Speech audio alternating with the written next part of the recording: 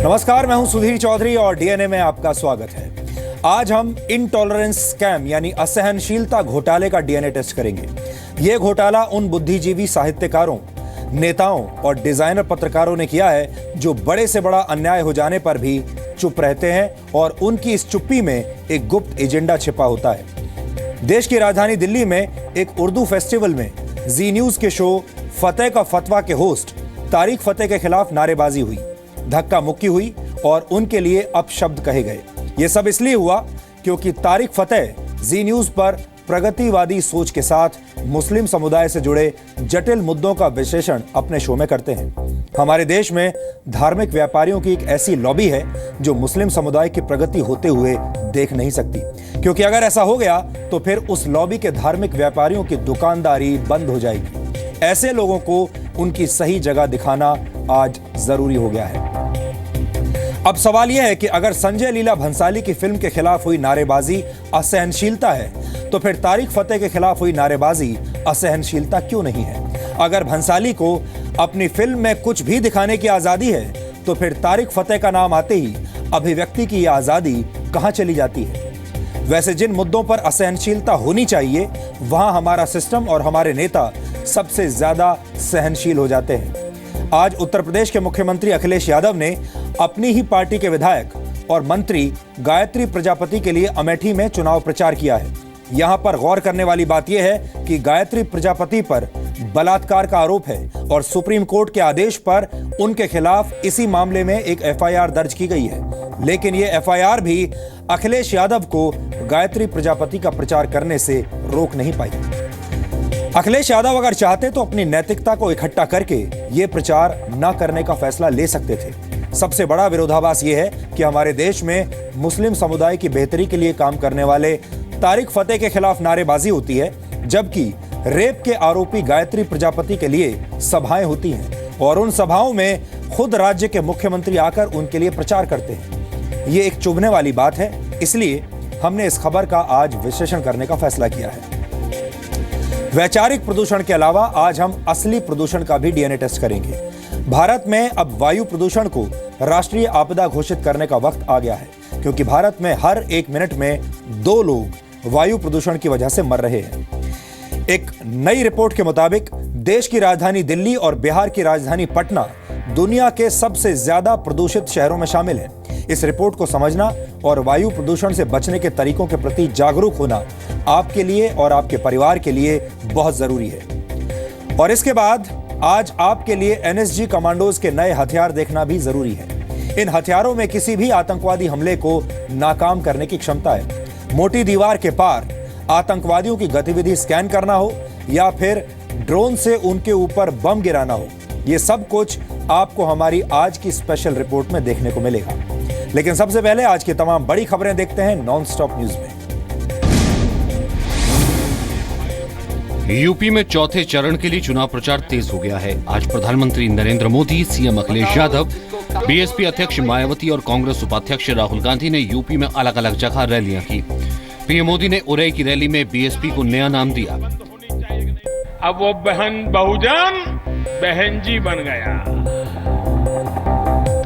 और पूरी पार्टी बहन जी संपत्ति पार्टी बन गई। बीएसपी अध्यक्ष मायावती ने भी पलटवार में देर नहीं लगाई। नरेंद्र का मतलब होता है नेगेटिव, दामोदर दास का मतलब होता है दलित और मोदी का मतलब होता है man. He is negative Dalit man. वहीं अखिलेश यादव ने रायबरेली की रैली में पीएम मोदी पर हमला बोला और इसके लिए उन्होंने अमिताभ बच्चन की आड़ ली। एक गधे का ज्ञापन आता है विज्ञापन। हम तो इस सदी के बड़े महानायक से कहेंगे कि अब आप गुजरात के गधों का प्रचार मत करिए। यूपी चुनाव के चौथे चरण में 23 फरवरी को 12 जिलों की 53 सीटों पर वोटिंग होनी है। यूपी के मुख्यमंत्री अखिलेश यादव ने आज अपनी कैबिनेट के दागी मंत्री गायत्री प्रजापति के लिए वोट मांगे। अखिलेश ने रायबरेली के ऊंचाहार में चुनावी रैली की। गायत्री प्रजापति पड़ोस की अमेठी सीट से समाजवादी पार्टी के टिकट पर विधानसभा चुनाव लड़ रहे हैं। प्रजापति पर रेप का केस दर्ज हो चुका है और उन पर गिरफ्तारी की तलवार लटक रही है। खाओ गंगा मैया की कसम कि समाजवादी लोग 24 घंटे बिजली पुकासी में दे रहे हैं कि नहीं दे रहे हैं। हालांकि रैली के लिए अखिलेश यादव के मंच पर पहुंचने से पहले ही गायत्री प्रजापति मंच से उतर गए। मंच से उतरने से पहले प्रजापति की आंखों में आंसू दिखे और उन्होंने खुद को बेकसूर बताया। जब आप लोग मंच पे बैठाओगे तो मंच पे आऊंगा और आज मैं आपके बीच में जनता की अदालत में इस समय 27 तारीख तक जनता की अदालत में हूँ। गायत्री प्रजापति ने अपनी गिरफ्तारी रोकने के लिए सुप्रीम कोर्ट में अर्जी भी दी है। प्रधानमंत्री नरेंद्र मोदी पर समाजवादी पार्टी के प्रवक्ता राजेंद्र चौधरी के बयान पर सवाल उठ गए हैं। यूपी में भेदभाव को लेकर प्रधानमंत्री के बयान पर जवाब देते हुए राजेंद्र चौधरी ने प्रधानमंत्री और बीजेपी अध्यक्ष अमित शाह को आतंकवादी कह दिया। ये दोनों आतंकवादी हैं, नरेंद्र मोदी और अमित शाह दोनों आतंक पैदा कर रहे हैं, लोकतंत्र राजनीतिक वातावरण को प्रदूषित कर रहे हैं दोनों। यही नहीं, जब पत्रकारों ने राजेंद्र चौधरी से उनकी भाषा को लेकर सवाल उठाया तो उन्होंने इसे राजनीतिक भाषा कहकर बयान का बचाव तक किया। आतंकवादी बता रहे हैं, आतंक फैला रहे हैं तो क्या करेंगे? मैंने ये कहा, बिल्कुल मैं रिकॉर्ड पर बोल रहा हूँ ना, तो रिकॉर्ड हो रहा तो मैं देख नहीं रहा क्या? मैं देख रहा हूँ रिकॉर्ड हो रहा है। ये भाषा राजनीतिक भाषा है। लेकिन बीजेपी ने चेतावनी दी कि समाजवादी पार्टी भाषा की मर्यादा न पार करे। सीबीआई ने हवाला मामले में मीट एक्सपोर्टर मोइन कुरैशी पर एफआईआर दर्ज कर ली है। सीबीआई ने इस केस में अपने पूर्व डायरेक्टर एपी सिंह पर भी एफआईआर दर्ज की है। सीबीआई ने आज दिल्ली, गाजियाबाद, हैदराबाद, चेन्नई में मोइन कुरैशी के ठिकानों पर छापे मारे। साथ ही एपी सिंह और बिजनेसमैन प्रदीप कोनेरू के घर पर भी छापेमारी हुई। कोयला घोटाले पर सुनवाई के दौरान इनकम टैक्स विभाग ने सुप्रीम कोर्ट को बताया था कि हवाला कारोबारी मोइन कुरैशी के सीबीआई के पूर्व डायरेक्टर एपी सिंह से रिश्ते थे। मोइन पर हवाला के रास्ते दुबई, लंदन और यूरोप बड़ी रकम भेजने का आरोप है। इसकी जाँच ईडी कर रहा है।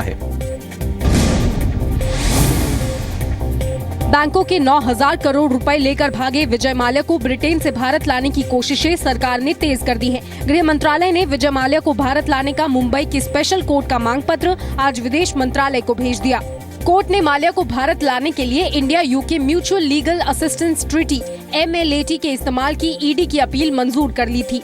भारत और ब्रिटेन के बीच ये समझौता 1992 से है। इसके तहत दोनों देश आपराधिक मामलों के किसी आरोपी या संदिग्ध को जांच बढ़ाने और सबूत जुटाने के लिए एक दूसरे को हैंडओवर कर सकते हैं। विदेश मंत्रालय विजय माल्या के प्रत्यर्पण के लिए ब्रिटेन को पहले ही चिट्ठी लिख चुका है। विवादित इस्लामिक प्रचारक जाकिर नाइक की संस्था इस्लामिक रिसर्च फाउंडेशन की फंडिंग की जांच अंडरवर्ल्ड डॉन दाऊद इब्राहिम तक जा पहुंची है। सूत्रों के मुताबिक प्रवर्तन निदेशालय की जांच में पता चला है कि इस्लामिक रिसर्च फाउंडेशन के खाते में अंडरवर्ल्ड डॉन दाऊद इब्राहिम के खास आदमी ने बड़ी रकम ट्रांसफर की थी। IRF के चीफ फाइनेंशियल ऑफिसर आमिर गजधर ने पूछताछ में खुलासा किया कि IRF के खातों से हवाला के जरिए सऊदी अरब, ब्रिटेन और कई छोटे अफ्रीकी देशों में पैसे ट्रांसफर किए जाते थे। जांच एजेंसियां अब पूरे मामले की तफ्तीश में जुटी हैं। जाकिर नाइक की संस्था IRF पर अनलॉफुल एक्टिविटीज प्रिवेंशन एक्ट के तहत बैन लगा है। भारत ने लश्कर तैयबा चीफ के हाफिज सईद पर पाकिस्तान में एंटी टेररिज्म एक्ट के तहत हुई कार्रवाई को इंसाफ की दिशा में पहला कदम बताया है। विदेश मंत्रालय के प्रवक्ता विकास स्वरूप ने कहा कि हाफिज सईद पर कार्रवाई इस क्षेत्र में आतंकवाद और हिंसक कट्टरपंथ के दोहरे खतरे से बचाने के लिए जरूरी है। पाकिस्तान ने हाफिज सईद को 1997 के एंटी टेररिज्म एक्ट के तहत चौथे शेड्यूल में डाला है। हाफिज सईद अभी नजरबंद है। बिहार कांग्रेस के उपाध्यक्ष ब्रजेश पांडे पर सेक्स रैकेट चलाने का आरोप लगा है। मामला एक पूर्व मंत्री की नाबालिग बेटी के यौन शोषण का है।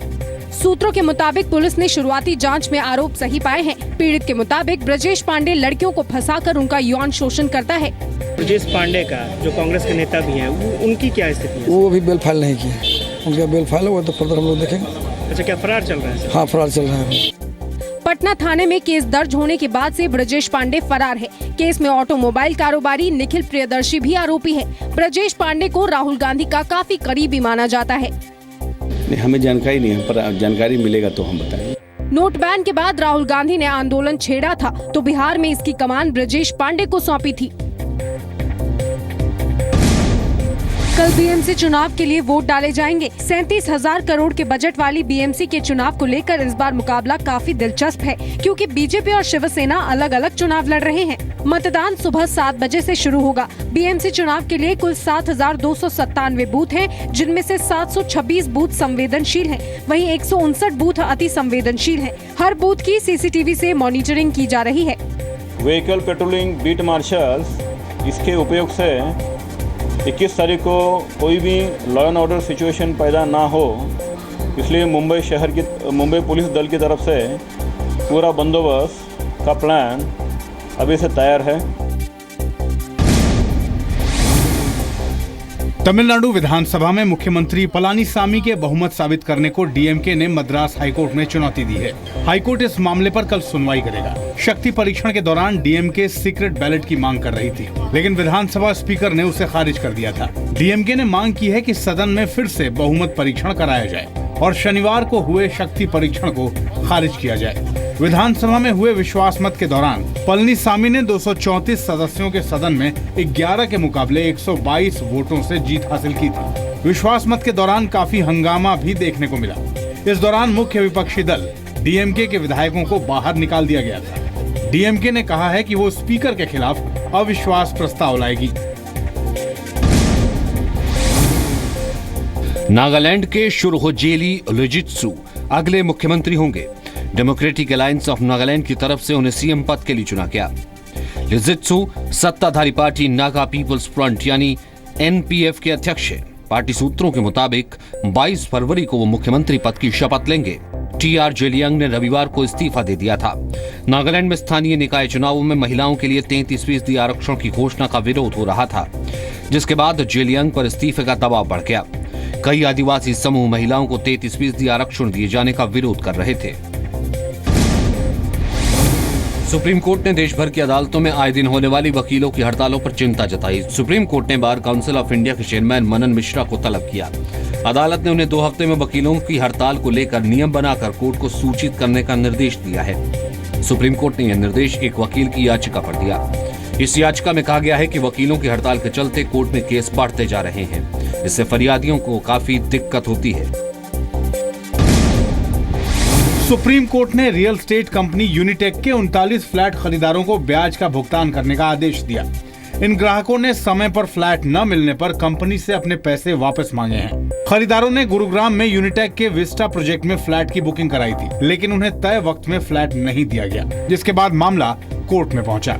कोर्ट ने 8 हफ्ते में ब्याज की रकम कोर्ट में जमा कराने के लिए कहा है। यूनिटेक को 1 जनवरी 2010 से ब्याज देना होगा। राजस्थान के कोटा में आज एक पेट्रोल पंप पर भीषण आग लग गई। आरोप है कि बीजेपी कार्यकर्ताओं ने एक प्रदर्शन के दौरान टायरों में आग लगाई थी। इसी आग ने फैलकर पेट्रोल पंप को चपेट में ले लिया। आरोप है कि कोटा के महावीर थाने में बीजेपी कार्यकर्ता चालान बनाने को लेकर थाने पहुंचे थे। चालान सार्वजनिक स्थान पर धूम्रपान करने को लेकर बना था। थाने पहुंचे बीजेपी विधायक चंद्रकांता मेघवाल के पति नरेंद्र मेघवाल ने थानाधिकारी को थप्पड़ मारा। बाद में हालात इतने बेकाबू हुए कि पुलिस को लाठीचार्ज तक करना पड़ा।